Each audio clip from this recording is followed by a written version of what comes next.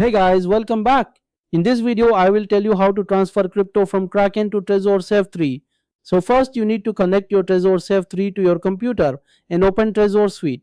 Once it loads, unlock your device and select the cryptocurrency you want to receive, for example Bitcoin. Next, click on Receive. Your Trezor wallet address will appear on the screen.